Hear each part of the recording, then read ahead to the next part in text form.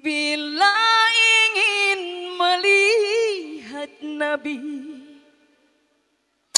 di dalam surga, senangkan dulu hatinya dengan sholawat. Bila ingin selamat nanti dari neraka, minta pertolongan pada Nabi Muhammad.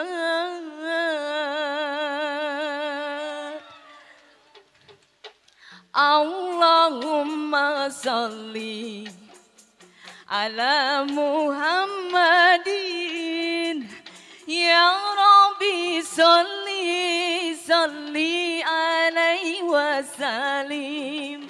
Allahumma salli ala Muhammadin, ya Rabbi salli alaihi wasallim. Allahumma salli ala Muhammadin, ya Rabbi salli alaihi wasallim. Bila ingin berjumpa Nabi hari kiamat, basahi dulu bibirmu dengan sholawat. Bila ingin selamat nanti dapat syafaat, teguhkan cinta kepada Nabi Muhammad.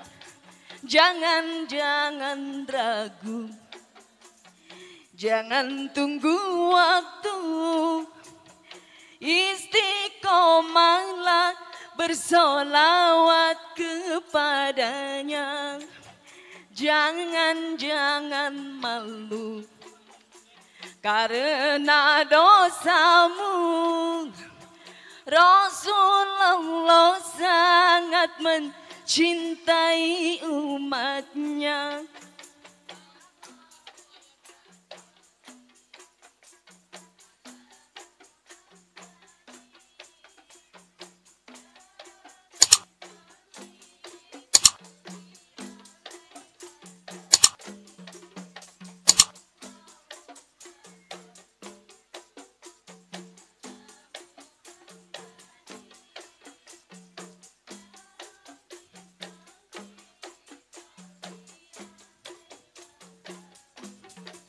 Bila ingin berjumpa Nabi hari kiamat, basahi dulu bibirmu dengan sholawat.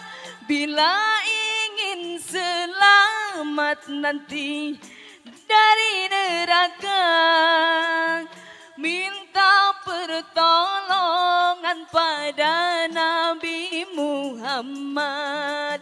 Jangan dulu, janganlah diganggu, istiqomahlah bersolawat kepadanya. Jangan malu karena dosamu. Rasulullah